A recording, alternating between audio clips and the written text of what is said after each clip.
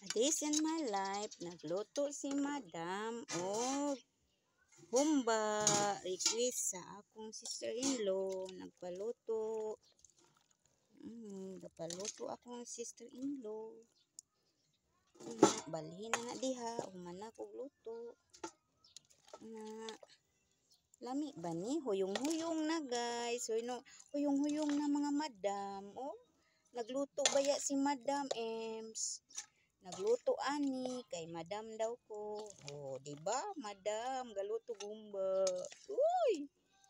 Ano mga madam, magluto gumba og magdungag din ko og rice og maglumpia si Madam.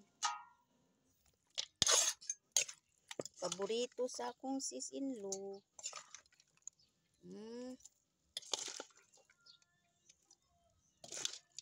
Ni siya mga madam. Lami ayo madam. Huyong-huyong na ni madam. Naghuyong-huyong na ni siya madam. Mi kaayo. Kinsay magpaluto. Lutuan ta mo mga madam.